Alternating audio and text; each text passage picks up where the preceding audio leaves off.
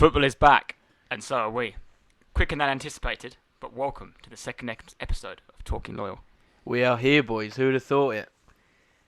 Definitely not us, as I sit across here from Tate, but yeah, we'd just like to say, I know it's a bit mental, but yeah, thank you for the immediate support on the first episode, all the messages that I've received, Tate's received, and good feedback and whatnot, wherever it might have been, we're quite taken back by it all, so thank you very much. Appreciate everyone.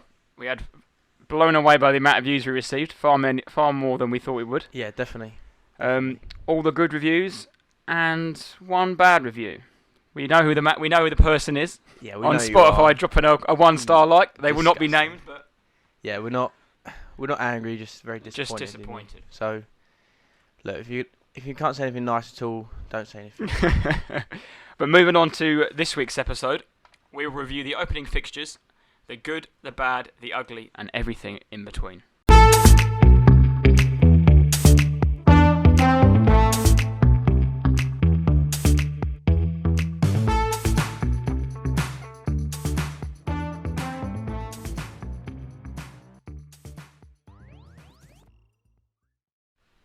So let's start Friday night football, first game of the season, Crystal Palace versus the Arsenal.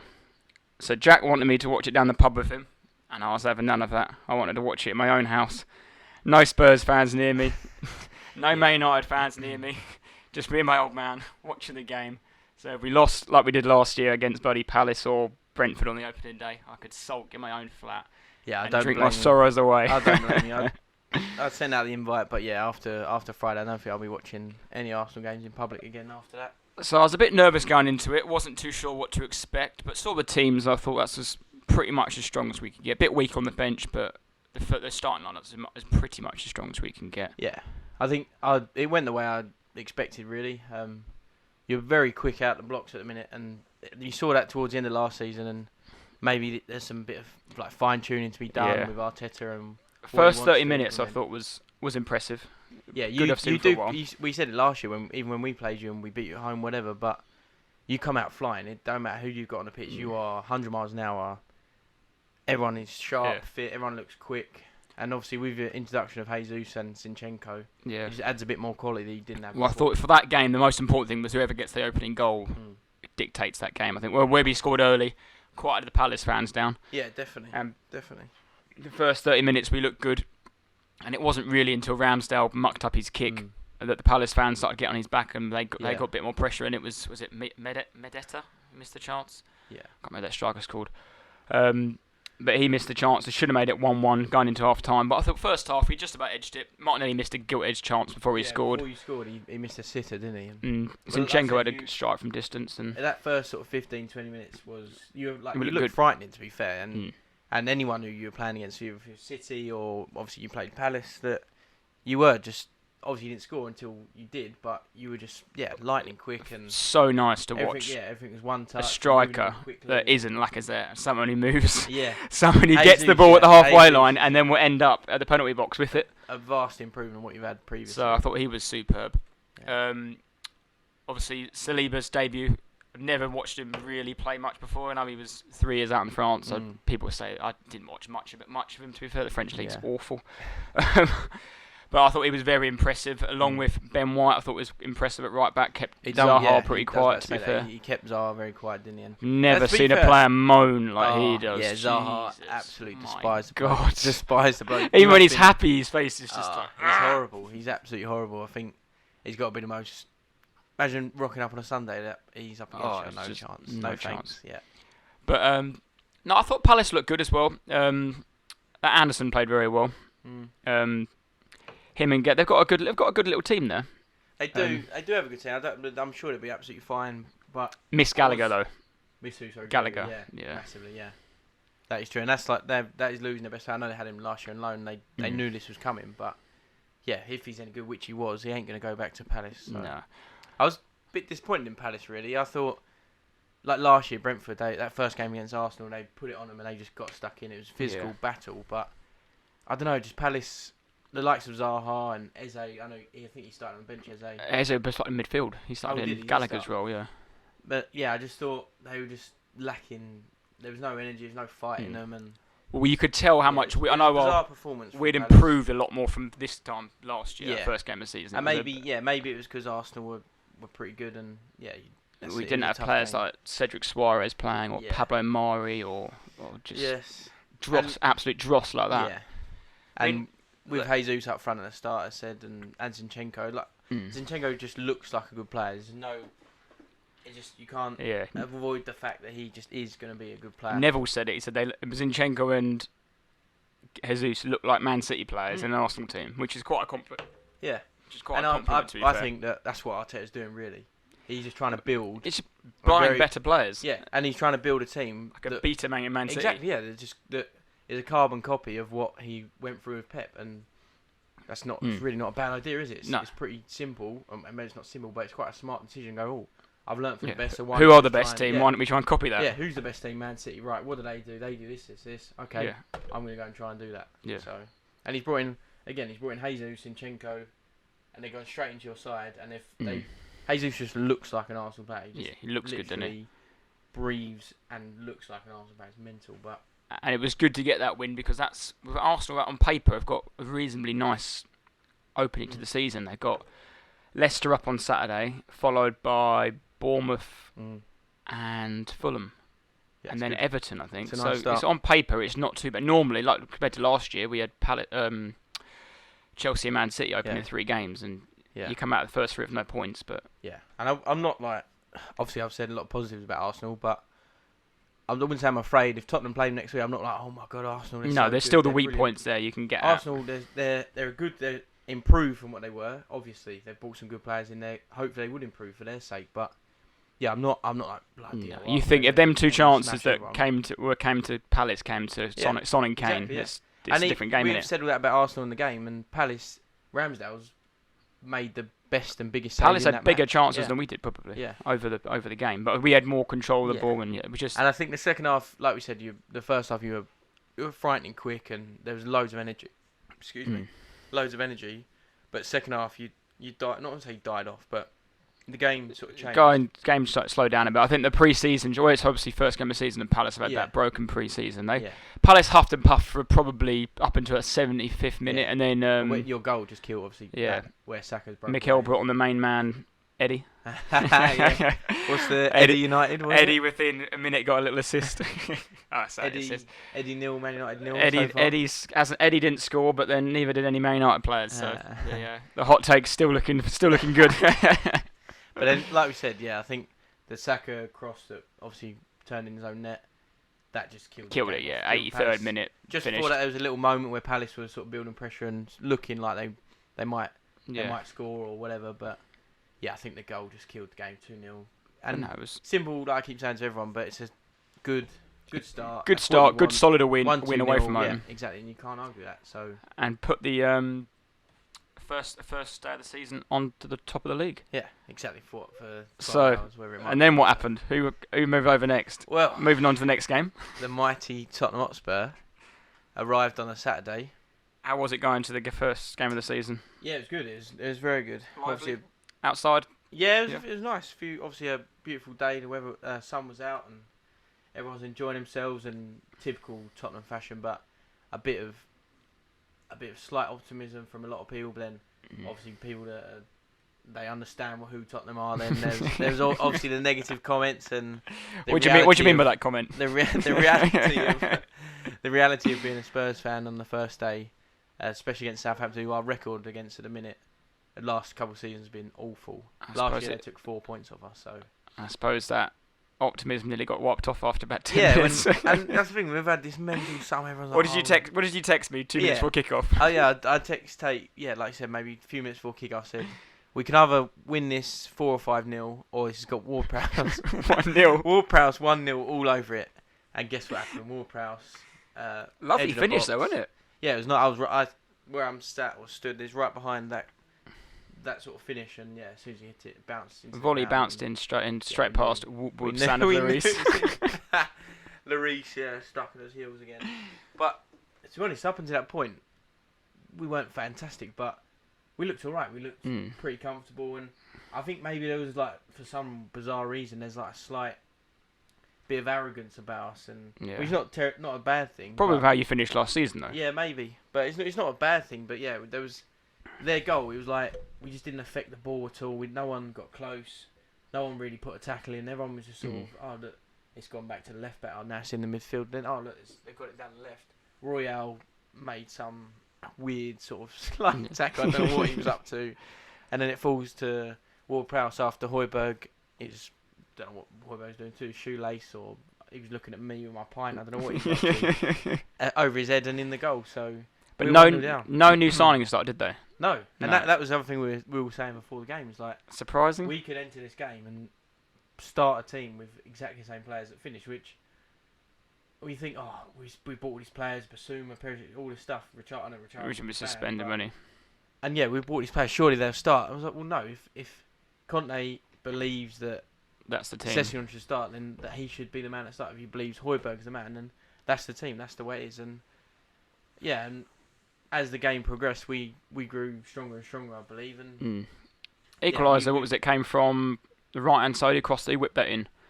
Session scored it. Kulu, Yeah, it was. Yeah, that was the he was. Swede. He was man of the match, though, wasn't he? He was superb, wasn't he? Yeah, He was superb on Saturday, I thought. What did he get? A goal and 2 assists, or goal and assists? Yeah, he was superb. Big Kulu. 1 second, just. And then the second goal came from It was a dive, Son's Son. cross, wasn't it? And it was a lovely He had a little, corner, I think, and it Yeah. came back out to Son. lovely little header, wasn't it? Yeah, Into the brilliant. 'Cause it went where we stood from, you couldn't really tell, and then obviously in the replay. Was that the Dyer other end, gets a wasn't it? nice- Yeah. Yeah, Dyer gets a nice flick on it. Again, good First ball goal from in Son. 3 years, apparently. Premier League Yeah. goal. I mean, great if he scores, but to be honest, he's not there for that. He's an Yeah. absolute meathead. So just defend and don't concede, mate, and you'll be absolutely fine. Then the own The goal. third goal. The Oh own my goal. God. Wow, Salisu. I mean, we didn't really touch on it last week, but Southampton could be a bit of a Mm. dark horse to go down because they looked absolutely Yeah, terrible. They were I do worry them when their pretty poor. lineup came out. I was like, wow. Yeah, because they It was, lost. Obviously not lost Broja, but again, similar to Palace, Yeah. they had Broja on loan. Yeah, who they was had their a main- £30 million player yeah, for their- free, their basically. main Yeah. striker, and now I think Armstrong and Adams is apparently leaving. I Chad saw- Adams, yeah. those two are their sort of strikers now, and they're not terrible players, but Yeah. it's a big drop off from Broja, isn't it? But yeah, they were a poor side, and Salisu own goal just summed up their day. That was really. shambolic. That was really poor. That was. You can't really deny that and avoid that. It was awful. Was it Royale's pass along the floor, and he just Yeah, Royale. I think Royale ran the length of the pitch twice, there and back, across the pitch, the left back. absolute nightmare. Was on an absolute mission and cut it back. And Salisu, I just think he totally forgot. I don't know. Honestly, you have to see it. If you've not watched it, please go and see the own goal. It's shocking. It is absolutely mental. But he's running back. He's a left-footed centre back, and he's sort of shuffling to the side to go back, running back towards the goal. And then he's opened up his left foot and tried to clear it. It's just come off basically. Yeah, it's heel just a and right foot swing gone at it back. and Oh, kick it out. And we're saying how bad Southampton were, but if you're the manager, Ralph Hasenhüttl, who Tate is not a big fan Not of. a big fraud, I think. Yeah. Well, most overrated manager in the Premier League, I think, in terms of like people think he's got some sort of Yeah, good reputation. Yeah. He should have been sacked twice after them 9-1s. The You way- can't get away you with can't 9-1s. concede that many goals. What is that? Was it two in two seasons? Or something Yeah, I think so. ridiculous? And the continuance of the same 3-piece suit is Yeah, quite annoying. Yeah, at least it looks smart. But yeah, what I was gonna say was that if you're that manager, you can't plan legislate for that, yeah, can you can't you? go right. We're gonna go to Tottenham, set up like this, 5 at the back. Right, we're gonna go 1-0 up, blah blah. You spend all week in wait, training, and Salisu. then your defender does Yeah, that. Salisu, just knock it in your own net, pal. We'll just kill the game off there. And then The the fourth fourth goal was the ginger. Lovely curling strike into Yeah, the corner, again, wasn't he just was his game. He was brilliant up to that point. He got the ball cut back to him, little whip into the far corner. It was just a good finish, Yeah. just a very good finish, and yeah, it capped off a very very good first week for Kulusevski, I think. And Yeah, because I could only base it what I watched off Match of the Day, and Mm. honestly, the Southampton goal was the only time they were shown. yeah, There was nothing. Yeah, no, there was so- literally nothing. I think on match today it started with that goal, which Yeah, is yeah. fair enough. Like nothing really happened before that, and then following that was all Tottenham, and yeah, we just dominated the game. Similar to us, it was just a good start, a nice, comfortable performance, and great we scored 4 goals. It could have been 6 goals, whatever. But we still obviously conceded a sloppy goal to begin with. But yeah, it was a very, very good start. And then straight to the season, top of the table. And there we are, top of the table. And then moving from North London down to South London. No, West London, sorry. Excuse me. Fulham's opening day game versus Liverpool. Yes. So I was very, very impressed with not Scott Parker's Fulham. Got a lot of stick for that. Yeah.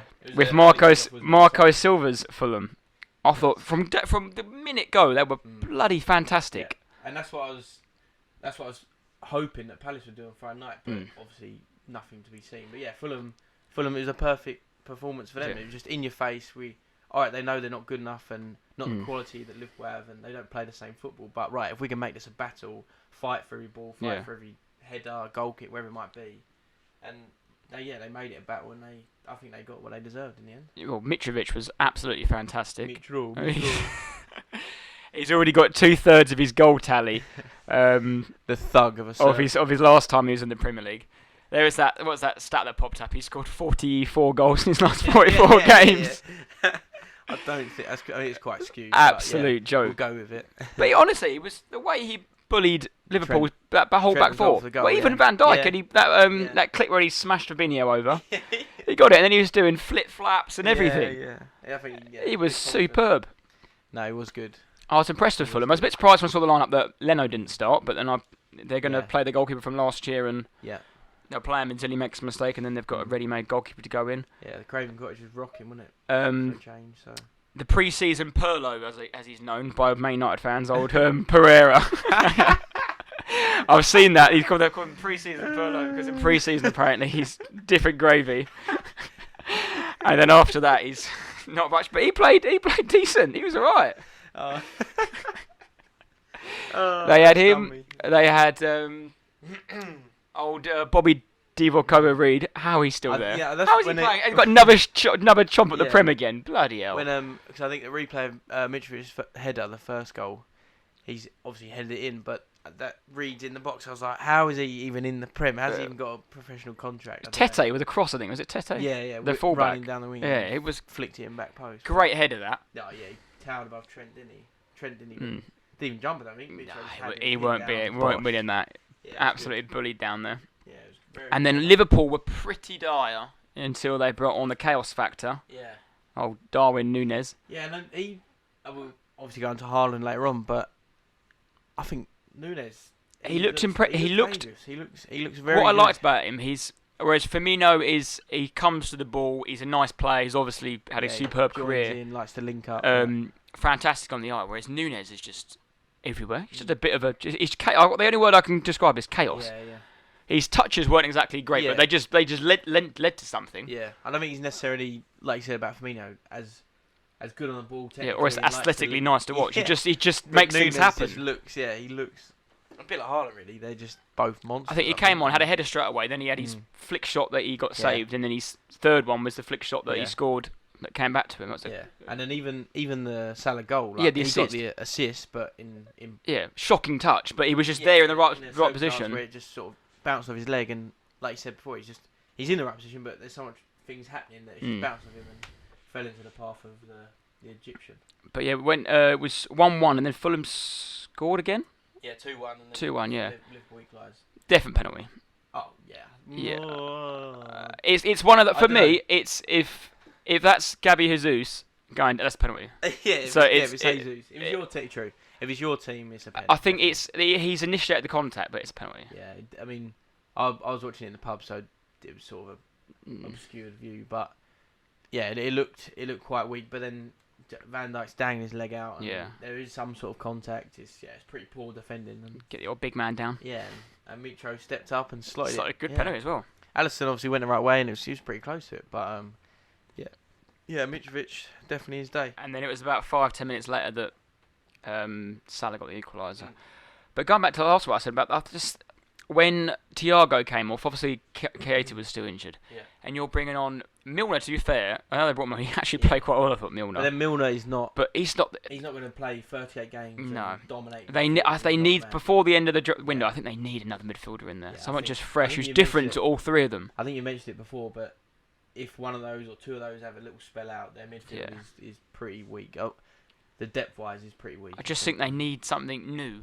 I don't know who. Yeah. I can't pick I up a don't know player, who's but out I'm there sure. or what, but yeah, I agree. I think their midfield is pretty lightweight. So then moving on to the next game, what was it? Another newly promoted team, Bournemouth. Yeah, Bournemouth Villa. Villa, a bit of a surprise that one for me. Yeah, it was. Did you have Villa in the accumulator? No. I didn't do any accumulators at the weekend. I had Liverpool and Villa, so that went well. That was better. Finished at 2 o'clock. Thanks. There's a couple of others. Oh, I had Norwich as well, but yeah. No, I didn't do an accumulator the weekend, so I avoided that. But Bournemouth. It's a long way to go, but yeah, like I said, I thought Bournemouth would struggle. It's only the first game, like I said, but yeah, Scott Parker, the Bournemouth manager, not the Fulham manager, got off to a winning start against Gerrard. So no, I thought so the opening goal from a corner when it was Lerma. He scored Lerma it, a bit of a scrappy goal. Lerma, and then that Kiefer Moore scored about 10 minutes to go, didn't he? Yeah. Villa didn't really do much. I think. I think by the sounds of things, the way Gerrard was talking, it was a pretty poor performance, and I don't think they're too best pleased with it all. I think they miss it. They signed a few players, haven't they? They signed that Carlos. They bought a centre half because Mings on the bench. Yeah, because Mings has been dropped from his captaincy, hasn't he? McGinn's the captain still. Yeah, but I'm not sure. I don't know. Bournemouth surprised me really because my knowledge about Bournemouth is pretty limited, but I don't feel like they've bought a lot of players or signed a load of new players. So, and you look at their team, it's all like Kiefer Moore, Championship players, Philip Billings in the middle, even Lerma and players like they all played last year in the Championship. Mm. But I think one thing I would say is they look massive, like they look like big. Lloyd big Kelly as well men. at the back. He's pretty big, but they're all they're all young, just big athletic men. but they all played in the Championship last year together. Yeah. Still got old Dom Solanke. Yeah. But that's what I'm saying about the team though. Like Solanke, Kiefer Moore, Billings, obviously they're some of the back four. That Lerma's not a small guy either. No, and maybe that's what they're trying to implement this year and try and keep them up. Is that right?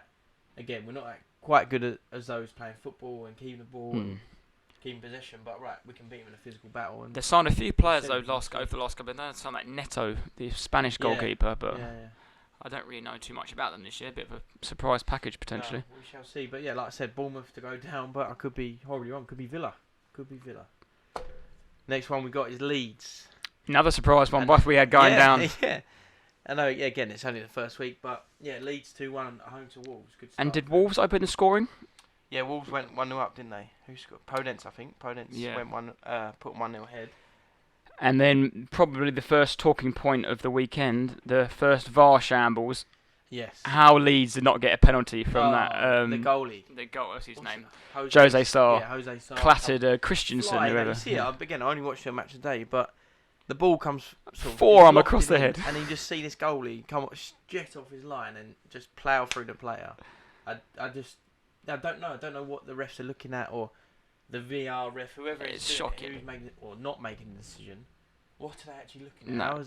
How is that not a penalty? Well, how is it not a foul in the first place? It was obviously I know it's in the box, but it's a foul anywhere else on the pitch. If a centre half does that when the goal kick comes and it's a foul. Striker, it's a foul every day. Probably less than that, and the goalie just they get away with everything. Absolutely clattered him. And if a player's doing that to a goalie, it's a foul straight away. But yeah, that was poor. That was a moment of madness from Jose Sarr, I think. But yeah, Leeds 2-1, Rodrigo and the own goal in the end. The little yank was waiting behind, but I saw that from the Wolves player. There. So yeah, it could have been the yank and the Jesse Marsh. So it was a surprising score. That, to be fair, I thought, because like we said, we both had them to go down, and Wolves. I don't know whether we need to rethink what's going on at Wolves. I don't really. I had no idea that Connor Cody was even on his way out until today, and I was like, I heard it yesterday that he was off to Everton. Yeah. Signed there today, and I'm like, 9th August, he's gone to. Is he fallen out of favour? Or is he just not good enough anymore? I don't know. It's a strange one for me anyway. I thought he was thought Wolves was sort of like his club. One of those. I mean, I think he's good enough for Wolves. He certainly should not be in the England squad, but that's a point for another podcast. That's another discussion, I think. And then it all kicked off at the end with the old the Yanks. Jesse Marsh. So between us boys, we all have a little thing. We'll send all your predictions in like we did last pod. I think there's 9 of us all did every single one. Jesse Marsh, first manager to be sacked. I still, obviously, I've said it. I still believe that he isn't. It's only the first game, but yeah, he was a pretty fired up American at the end of the game. You sent me that thing, some meme thing. It was pretty funny. I can't remember what it said, but no, it's the accent for me. And I've lived out in America for 3.5 years, and when you're out there, you don't really notice it, or you get used to it, whatever. But I hope Jack isn't insulting the few American listeners we have out there. We had a few across the ocean. If you are from the United States, please carry on listening. This is no. I'm not. Hopefully, I'm not offending you. But yeah, towards the end, when the clip you see of like Bruno Lage, the Wolves manager, and Jesse Marsh, sort of, I don't know. Marsh is like marking it. I don't know what he's like touch tight in the corner. He's not going away. I don't know what he's saying, but it was definitely something horrible in his accent. But it was very funny, very funny. And then, like I was going to say, when they do the interviews at the end, when Marsh comes out, and then the American that almost scored but didn't score. Yeah. I think is it Tyler Adams. Anderson or something. I don't know. I'll probably butcher his name, but it's just when they talk and the player was like, "Yeah, man, I'm just so happy to be here. Let's go, like, here we go, League. Yeah, let's go, let's fucking go." It's like, come on, mate. Mate, the locker room is absolutely buzzing. Great to get 3 points on the board. Yeah, when you watch it, you just don't. I just listen and watch it. I just think, oh, you being serious right now? Are you being serious? It's like I just can't take them serious. I just don't know I don't know if they actually mean it, but yeah, 2-1 leads could start for them, I guess. And on to what's the next one? Newcastle 2, Forest 0. I think pretty much standard. I thought most people would have had Newcastle. Yeah, I would have had Newcastle. I had Newcastle to win, but Forest looked poor. Dire. They did look dire. Lovely to see Jesse Lingard in the mud. Yeah. Shambolic display. Buzzing, but Newcastle. So the first, 2 cracking goals in that game. You had Shah's initial strike that was lucky, absolutely top bins. Yeah. Followed with Callum Wilson's delightful little flick. Yeah, nice little goal, wasn't it? Yeah. Nice little ball across and sort of flicked him, it rolled over the goal and into the bottom corner. But so I got a note here. Is Joe Linton the real deal? I don't know, Joe Linton in that left 8, that left 8 in the little pod is unbelievable.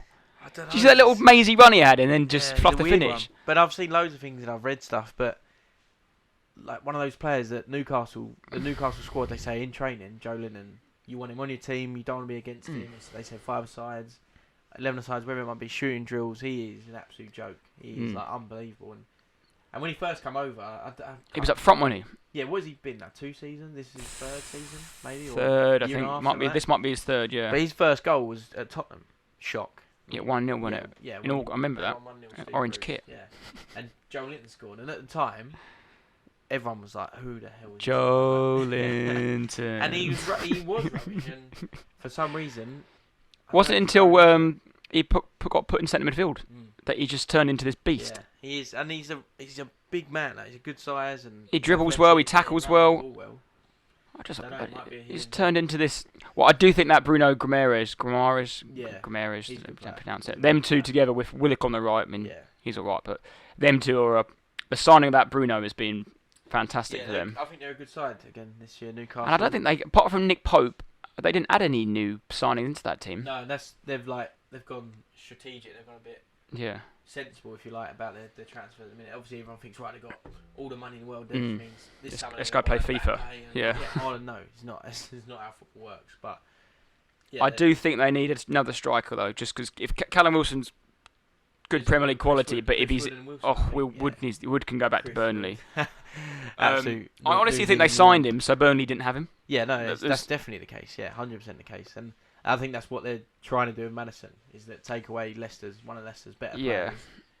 A top 8 rival potentially. Yeah, that weakens Leicester and obviously should improve Newcastle, but that'd be a cracking signing for them. Newcastle should be up there. Yeah, like midfielder Joe Linton, Maddison, and Gomes well, will be. He's pretty decent. Tasty. They're a good little side, I think. And again, the Newcastle of old, you think, St James Park, that's a tough fixture. And slowly but surely, I think Eddie Howe's making that their home ground a bit of a fortress again.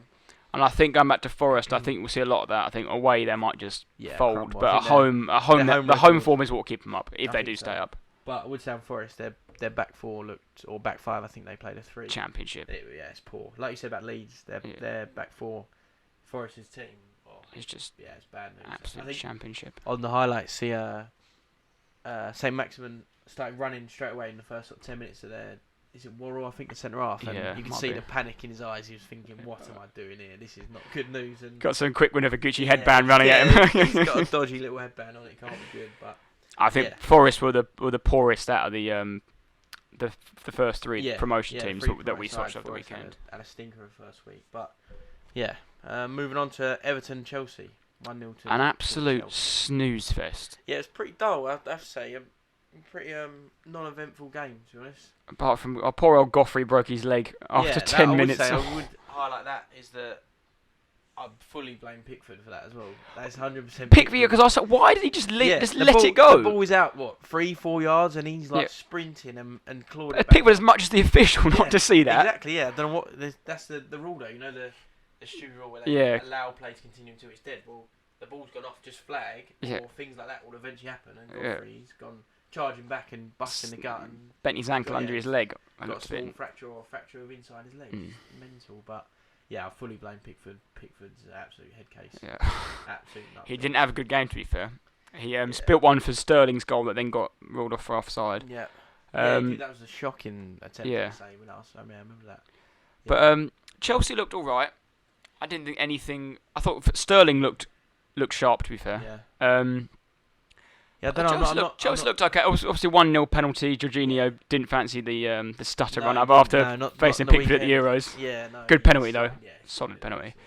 But like you said, it was pretty boring, bang average game. And Everton looked better than they did last year. To be fair, maybe a little bit more resolute, but they've got no fire. But with Calvert-Lewin now, no firepower. They've lost their forwards now, and Ali coming off the bench is just again not.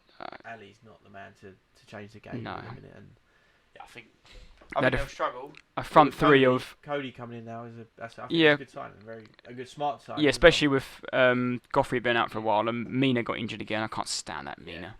Yeah, Mina and Goffrey both. Mina's an absolute shithouse. But no, I think it's a smart signing, Cody, and they could change the system. They might go 3 at the back now, make it maybe a bit more solid. The fact they haven't got any sort of strike force at the minute, so yeah, they're I don't know. Lampard again. I'm not having Lampard at all, but I think Cody's a good sign that will improve them. And Chelsea just similar to Arsenal, they did enough. Yeah, got enough. Won the game, 1-0. Thanks. Next week. Get on the bus and go home. Exactly. Do you think Lampard? You don't think Lampard would be there at the end of the season? I'd say by the end of the season. I think. You think it would have gone? I think so. I think so. Only I don't know whether it will be. I think it could be both ways in that they could be having a stinker and then get a new manager, or they're just bang average and they're right. He's changed this ain't good. But I'm not having Lampard at all. And that was the last game of the Saturdays, wasn't it? Yeah, and then we move on to the Sunday, which is Leicester Brentford 2-2. 2-2. So surprisingly, because everyone's seen in the paper and on online how poor the Leicester have done this summer. Just absolutely no business. Lost. Well, they started off 2-0 and that's what I thought. Here we go. Maybe they are. They've just carried on. How good was that Dewsbury Hall strike as well? Nice. Lovely little finish. Very good finishing. And then they just absolutely capitulated. Yeah, Brentford. I don't think Brentford have a good season, but they dug in and showed a bit of fight and got a result. Are you surprised no one's gone in for Tony? A bit better. No. You think is that that level? Bottom half. He's good enough to be in the Prem, I think, but I don't think he's anything special. Not knocking on top 6 tops. No way. And there was rumours of England last year. Last year was no thanks. No. But 2-2. Not really much happened. It was good. A good goal for the equaliser from Josh Da Silva. That was a lovely little good finish. Finish in the corner. Did he play last year, Da Silva, that much? Injured for a lot of it, I think. And he might be. He used to be at Arsenal back in the day. Yeah, he might be good for them.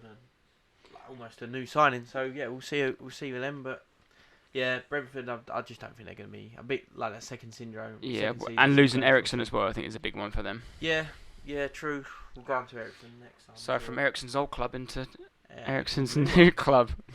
Yeah. We might spend a little bit of time on this game. This is the real reason we're doing this pod, for this game. Man United 1, Brighton 2. A fully deserved win from the Seagulls, and probably should have been more. Man United start. If you watch the game back or even watch the highlights, the first 30 seconds. Brighton had a shot, and he did that just set the tone for the whole game. Yeah. But I did see something perfect. Like, what do Man United expect? And I think they played 9 of the same players that played last year. And they're just attitude for that team just stinks. It's a rough I mean, I love watching it. Don't get me wrong. I absolutely love Man United in the dirt. It's a rough start, and what made me laugh was Ten Hag came out before the game, like walking just before the kickoff, walks down the sideline to the dugout, like clapping all the fans, like giving nice smiles. Everyone's obviously buzzing. Half time, booed off. Yeah, thanks. But they were shambolic that half. Poor, so poor. But it's not like so poor. They're normally brilliant. That's been them. 2-0 isn't at half time. Wasn't too long now. It's not surprising, really. No. Their players are just not. The fact they're in a Man United kit, everyone just assumes they're good players. No, they're the McTominay McSauce. It was disgusting. Looks like he was struggling for fitness. Yeah. Martinez didn't have a very good debut. The midget. There was a lot of funny things online about him. Yeah, no, it's just a poor. They're just a poor team. Maguired. Yeah. Dallow, I don't think it's good enough for Man United.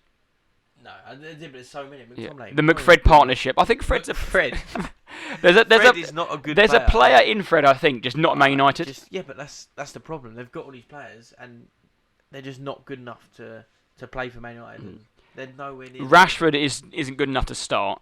I'd say the only thing with United, De Gea's a good goalie, of course. But he can't play with his feet, and it's painful to watch. When you watch like Edison and Allison and that, and they ping balls into people's feet, he's really, really bad with his feet. I would say, I mean, as a Tottenham fan, I'd say Rashford would be the only person that I'd think, I wouldn't mind Rashford. But in the squad, though. Yeah, I'd be a little bit excited about Rashford. But previous seasons, previous years, like when they were in their absolute prime, it was like, obviously Tottenham were pretty poor, but you'd have every single one. Rooney, Ronaldo, Scholes, Giggs, ridiculous sides, Beckham, all sorts. But yeah, now they're just so. Well, that shows how far they fall. Yeah, they've just fallen off. They've absolutely fallen off their pedestal. And I mean, I think the next 2 weeks will be absolutely massive for them, who they sign. Yeah, but then I heard it today. But Ten Hag, it's almost like Ten Hag's come in, and then United have gone, right, who do you want? Yeah. And he's I suppose he's gone for old players that he's liked before. So Ericsson, he tried for Anthony from Ajax. De Jong. De Jong again. Which Arnautovic. Wow. Yeah. But they've pulled out that today, haven't they? Thank God for them. Putting a bid for Arnautovic. The Rabiot deal as well, I'm not convinced on him. I've seen him a few times, I don't think. No. But what I'm saying about Ten Hag is that, of course you're going to do that. Like, managers do it at a time. But what are Man United doing? They've just sat around all summer twiddling their thumbs and, suddenly a manager's turned up. Now we need to go and buy something. But I think that's honestly what's happened. They remind me so much of Arsenal 4 years ago. Arsenal from like 2013 to like 2020. Of just the strategy there is just horrendous. You need, and Ralph Rangnick said it in an interview that keeps popping up. 10 out and 10 in. Yeah, you need top people in all areas of your club, not just a really good manager. Right, there you go. That's Man United. That's our team. You go and sort out. No, Ten Hag's not gonna just fix McTominay, fix Fred, and sort out Maguire and change Luke Shaw. It just doesn't work like that. The thing for me is like beggars belief. You've just lost opening day of the season to Brighton 2-1, and the first thing you do. First win at Old Trafford for Brighton, and first time they've avoided defeat there since 1983. And they were bloody good. Yeah, no, Brighton. But that's the thing. Brighton are just a solid side. They've lost their best 2 players. Yeah, and they've not really changed. They're not going to win the league. They're not going to get relegated, and they might not score a lot of goals, but they're just a good, organised, structured side, and things could happen like it did at the weekend. And the best striker on the pitch was old and Danny Welbeck. Danny Welbs comes back to that guy Welbs. He was, yeah. He didn't score, but he was. He ran him ragged. which is mental to think as Welbeck. Welbeck's got a good record though against Man United. For Arsenal, he was always decently going back there. But going back to like what I was saying earlier, they lose that first game of the season, and their first point of call is to put a £7 million in for Arnautovic. Yeah, like a feeble bid for Marco for a feeble player. 33 years old, like 8, 9. Surely, if you wanted Arnautovic, you would have got him day one. That's not a hard. That's not a hard transfer to do. Yeah. And if United are struggling, I know they supposedly pulled out, but if they're struggling to get Arnautovic, look what happened. You've got City went and got Haaland with reasonable ease. Yeah. Chelsea have gone and get Sterling with no problem at all. Liverpool got Nunez. Spurs have went and got Richarlison. Arsenal went and got Jesus. Yeah. All relatively straightforward transfers. No transfer saga. None of this. And Man United have just turned up after one loss and just gone, right, we need Arnautovic now. What is it? I don't know. I can't even talk about him. Like, what? How are we even talking about Arnautovic and Man United in the same sentence? Where's it even come from? I looked earlier and I was like, so who have they let go over the summer? Yeah. And they've let go just two players, for example, Cavani and Pogba. Cavani obviously last year was pathetic as a professional. He never wanted to turn up. He never wanted to play. Honestly, I think he takes face. Disgust. Yeah, absolutely disgust. I think once he lost his number 7 number, I think it was just him mentally checked out. He was like, right, they don't want me here. No. They obviously let go of him and Pogba, and they were looking at replacing them with Arnautovic and Rabiot. Like, it's not. Like, I just don't think that there's strategy. Any There is no strategy there. there. There's been no method to it. I mean, don't get me wrong. I'm absolutely loving it, but I'm here for it. I hope it continues. But yeah, if you're a United fan or follow United, then you are definitely in the mud.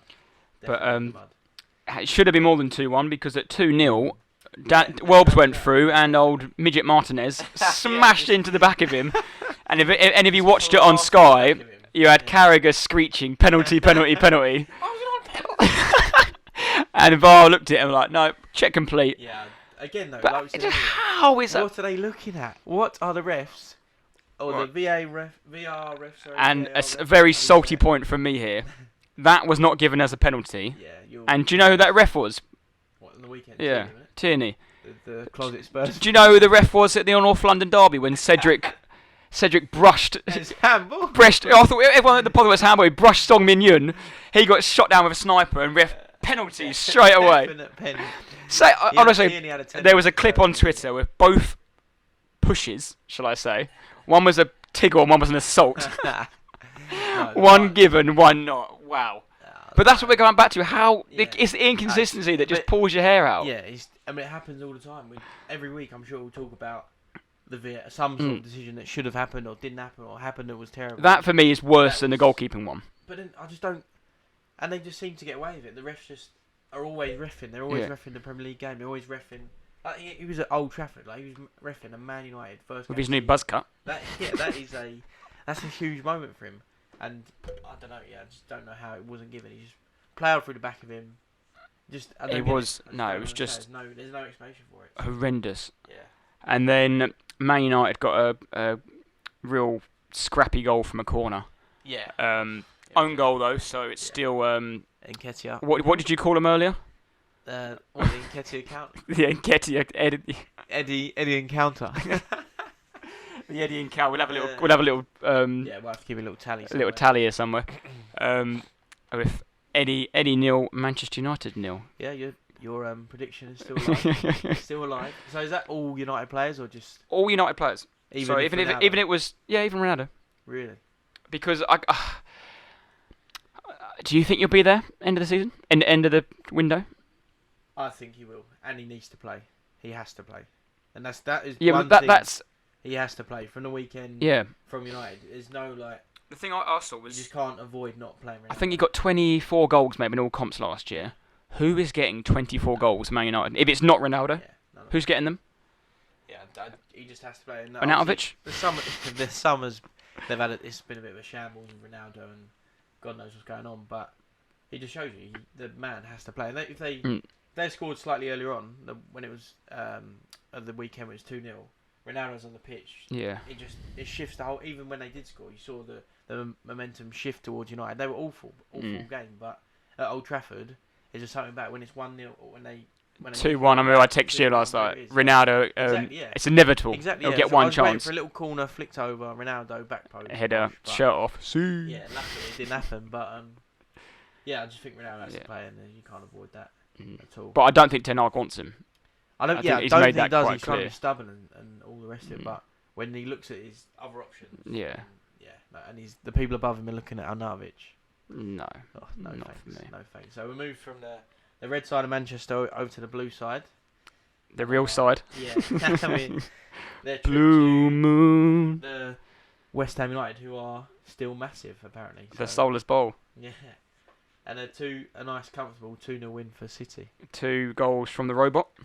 Yeah, cool. The absolute I would- freak. I mean, I want to talk about him. There's plenty of things to say about him, but first of all, like Tate said, he's just an absolute freak. The bloke is a machine. If you could build a footballer from the ground upwards, yeah, you'd build him like that. Apart from you to change his hair. and But you just make him look like Ronaldo. yeah. He's the ugliest man alive, but the bloke is an absolute freak.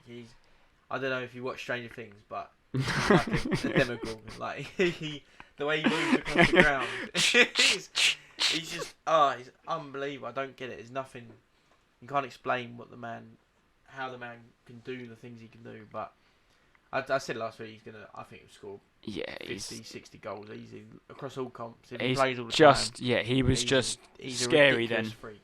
The second goal for me was the one that was just like, because as it was De Bruyne as well, you just thought he's been wanting to do that for And years. a beautiful little through ball from De Bruyne and Haaland. And he's one of them players who goes left him through. in the dust, didn't he? Left Kane's in that. You've got Kane. There's only a few players like Kane, Yeah. Benzema, maybe. Look, when they're Yeah. through, you know, goal. Yeah, but then even Kane goes through, but the defender's on his shoulder, Yeah. like, hustling and Yeah. trying to get hold of him. Haaland, I think the centre half just thought He left the cat zoom kicker it. behind. Zoom it, no thanks. I'll just boot a cat instead.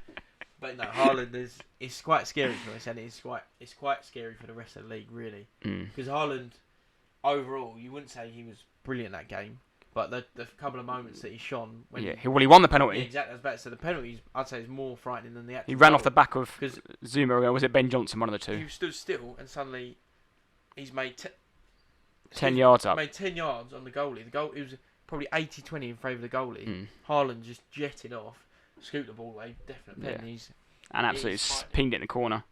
and when he grabbed it, I was like, oh god, please give it to KDB, Yeah. give it to De Bruyne or something. But I don't know why. Nah, you want him goals. He's so confident. He's going to take him. That's what he's going to score goals. He's going to score goals. Exactly. And he wants to score goals straight away, and penalty is a perfect opportunity. But yeah, the bloke is an absolute machine. But I would say is that I think who they got next week, Bournemouth. Yeah, Bournemouth I've final. already captained Yeah. Haaland. Triple captain, just Haaland, get him in your side. I sacrificed 4 points over the weekend just to get Haaland. no. I don't know why I didn't pick him in the first place. While we're on fantasy football quickly, I'd like to say a good thank you to I think it was 9 of us who joined. Yeah, 9. Talking Law podcast. You all Fantasy joined. League, yeah. The code didn't go anywhere. Just the people who listened to the whole podcast joined. Yeah. I would read your names out, but my phone's over the other side of Yeah. the room. But Shout out Thank to here, Sam Theobald. You're doing really well, mate. I think you got maybe 20 points over the weekend. For some reason, you've got about 8 West Ham players. So don't know what's going through your head, but good luck for next week. they are massive though. So. Yeah. No, but I was going to say about Haaland, you can't. I don't know what you can do. I know. All right, he played West Ham first game of the season, whatever. But How do you defend against him? yeah, how do you cope with that? How do you deal with that man? Because if you sit off, okay, great, you set off Haaland, but then You got you've De still Bruyne running for Bruyne, Grealish, Mahrez, Foden. Silva if he comes on, all these players flying about, playing what City normally do and break down teams. All right, you step up and try and make a high line, and Haaland just does what he did for the second goal. So the bloke is just he's off key. I just don't know.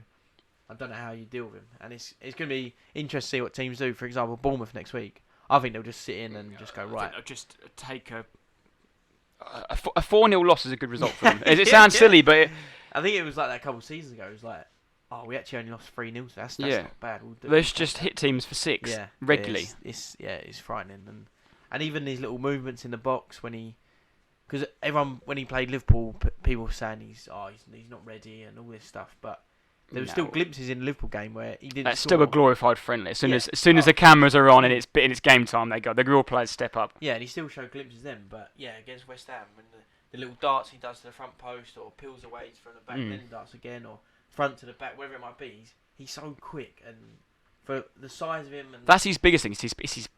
pace is just. I don't know how. I heard it earlier on today, but I don't know how what he does or how he's done it, but he's so fast. Like he's like a lab baby. Like they've just created the Yeah. perfect footballer and gone.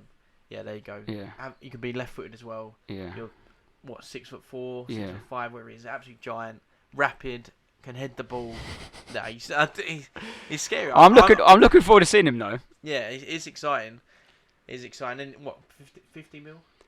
I know. His 50 wages, mil on paper, wasn't it? Yeah, Whatever I they know had to pay. I know His wages, agent fees yeah, and his wages are and extortionate. commercial fees and whatnot. Yeah, And then no they one pay his can dad afford like him. 20 mil. Oh, okay. Old Alfie. Yeah. It was. I don't know. It was him and Mino was the the broker of that and deal, yeah, wasn't he? his wages obviously extortionate, but like we paid 60 mil for Richarlison. Chelsea just paid 62, 63 million for Yeah. Cucurella. Like, Well, we paid more than I think we paid more for Jesus than they paid for Haaland. yeah, But that's because but that's the clever thing about his agent is they put that transfer deal in there. yeah. Because then if you only cost 50 mil, you can say, right, I want 400k a week. And yeah, he was never going anywhere but City. They're the best team in the world. No. Pep's probably the best manager in the world, arguably the best ever. Mm. And he's not going to go to any other team. But yeah, 50 mil as well. It's an absolute bargain. Absolute steal.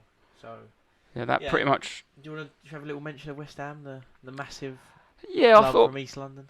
they didn't really. Like, I know it's hard against Man City. Like it is, you are sort of fighting heavyweight boxer, and they're just jabbing you. They keep jabbing you, and then I'll obviously say a few things, and I'll probably wound up a few West Ham fans last week. That's fine, but no, in all honesty, again, I think that's the hardest game. Obviously, first game of the season, Man City at home, Man City away, and then maybe if you played a newly promoted side at their ground, they're the hardest fixtures. And West Ham came up against City. I think they showed a bit of promise within the first 10, 15 minutes of the corner, I think, and obviously they used their size and physicality, but after that moment it was curtains. It was a hot day in East London, almost as hot as this bunker is right now. But Rodri came up out on top of the old midfield battle. I don't know, no comment on My that. guy Rodri. No comment. But yeah, it was a boiling hot day, and they've chased the ball for 95 minutes, and I don't think a 2-0 loss to Man City is a bad result, really. Not at all. Maybe Nothing. West Ham fans, you probably would have liked to have played them maybe further down the line when West Ham are slightly better and Got some more players in, or you're on a bit of form, whatever. But I don't think you can be too upset with that, and I think West Ham know that, don't they? They knew what was going to happen. And anything was a bonus, really. But yeah, City looked absolutely frightening once again. A 2-0 start for them. And I think that pretty much wraps up the weekend review. We'll have a little break, and we've got our first sponsor from last week, and we'll just let you listen to it, and I hope you enjoy. We'll be back in 90 seconds. All I want is a piece of shit motor to get me from A to B. Well, come down to Tells Bangers, where we sell all type of shit heat motors at affordable prices. Oh, guess what? We've got everything. Fake number plates? What's wrong with that? Built-in ashtrays? What's wrong with that? No seat belts? What is wrong with that? Why not listen to some feedback from our amazing customers? From where I'm from, I have to steal a car, but with Tells Bangers, it's stolen for you. I had no cash on me, but at Tells Bangers, they take any sort of payment, and I mean any. So, next time you're down East Ham, pop down and check out our amazing collection of pissed poor cars at Tells Bangers. Thank you, Terry. And if anyone is looking for a used car, then make sure you pop down to Tells Motors. Moving on. This next part of the podcast is going to be a weekly thing, or whenever we do the podcast, we're going to do a winner of the week and a dick of the week. So this is me and Jack pick 2 moments of the week. One we think is the best team or player or moment. Maybe it's a goal, maybe it's a team performance or something like that. And the dick of the week is obviously the same, but some shocking moment. Someone who's the equivalent of Soccer M, Taxi for whoever. That sort of vibe. Definitely. You know where I'm going with this. Yeah. So do you want to start off with your winner, Jack? Yeah. So my moment of the week, the winner of the week, I've gone for Dejan Kulusevski, his first game of the season. I just thought, and it supports my my campaign for Young Player of the Year. Mm. And he just was brilliant, and he just had his whole performance had it all. He had the goal, the assist. The assist was a joke. The whipped cross into Session back post was brilliant. And it sounds weird, but when he first joined, obviously we had no idea. We bought this Bentacore and we were like, oh, some sort of Uruguayan sent him in, right, decent. Kuzeski didn't really know a lot about him. Told he was a winger, Swedish. Who knows? Could be absolutely anyone. And I think even when he plays, that other teams have no idea. Haven't figured him out yet. It sounds mental, but yeah, I just don't think they know what he's going to do. And surely you'd see loads of footage, you plan for him, but yeah, I just think he's really under the radar. I think players like that who don't have, if he's not blessed with lightning pace, is so technically good. He's obviously his left foot is brilliant, but yeah, he can use his body well. The way he retains the ball is really nice. A bit on Match of the Day, sorry. That he got the ball in a corner, no right to get it. I think he plucked out the sky against Valerie or someone and just little shimmy and then got a little 1-2. He's got that yard where he's got a bit of skill to get away from a defender, and then he's got that pace. But yeah, the brain gets in that yard, doesn't it? I just think he's brilliant, and he's obviously 22 now, and I'm really. And a lot of Tottenham fans are starting to see that bloody hell, he's quite the player. And yeah, I think he works obviously brilliantly with Son and Kane at the minute. Yeah, he gives that front three a good balance, I think. Yeah, and then similar to when Son came, but Son was very much under the radar. No one really knew, no one expected anything, and yeah, I think the ginger Swede is the man at the minute. So yeah, that was my moment of the week. My moment of the week was Fulham's performance versus Liverpool. I watched it 12:30. I thought they were absolutely fantastic. Every player put in a 8 out of 10 performance minimum. Keeper played well. They played out from the back, and they're not like a Burnley where they just play ugly football. They play nice, and they're playing against the second best team in England, arguably the second best team in Europe, or definitely top 3 or 4. And it helped on. Again, it's the whole season to go, but it helped. Their main striker turned up and bagged a couple. And Mitrovic was class. Just the whole team was just class. You had Reed and Tete down the wings, and pre-season Perlo and Paulina. Is it Paulina? Yeah, Portuguese bloke was from Sporting. He was very good. I just thought they really impressed me because I just thought they'd be typical Fulham, like Norwich are every year. Typical Fulham, turn up. Especially Liverpool 4-0, 5-0. Get spanked. And Liverpool, I don't think Liverpool played that badly. It was just that they couldn't get going. They couldn't get going because Fulham played so well. But again, that's another reason you don't back the early kickoff. Yeah. Early kickoff, 2-2 draw, just ruins your whole weekend. So don't do it, boys. Although the boost did come in. The boost did come in. Boost. What do you win? 4p or £10. Yeah, well done. British pounds. Don't spend it all at once, mate. Paid for 1.5 beers in the United Brethren on Saturday night. Great bet, well done, lads. So on to the Dick of the Week. Dick of the Week. So there were a few we were looking at. Obviously, you got your Man Uniteds of the week and whatnot. And I mentioned Salisu's own goal as well. That's a shocker. We were just talking off mic, and I wish we had recorded it because the look we both gave each other when Jack goes, "Should we tell it?" I was like, "No, we'll wait to do it." It was, and like just mentioned, like Tate was saying, that this is not just who played well, who played bad, or who. Like, what did the manager make a good sub or bad sub? This could be absolutely anything. So take it. And it was Bournemouth's Scott Parker's suit jacket. It's actually quite similar to the sleeve that Tate's got at the minute. Almost the 3 lines of Adidas, but that was shocking. It was 4 lines, 4 or 5 lines wrapped round a suit, and it looked awful. My God, he looked a little bit like a bloody war suit or something, like one of the Nazis would wear. Pilot or something. Yeah, pilot, one of the RAFs. Yeah, it was a poor horrendous from Scott. Scott Parker's all the well trimmed and usually well dressed. Very, very nicely looking man. But yeah, that jacket needs to go away, Scotty. Jacket was a poor choice. That was a terrible choice. Yeah. And like Jack said, he had Salisu's own goal, and then Salisu's own goal was I had just the shambles down in Manchester was. There's much getting away from that. I think we've special mention though for Scott's jacket was atrocious. Jacket, if you listen, Scotty, don't ever wear it again, mate. Don't wear that again.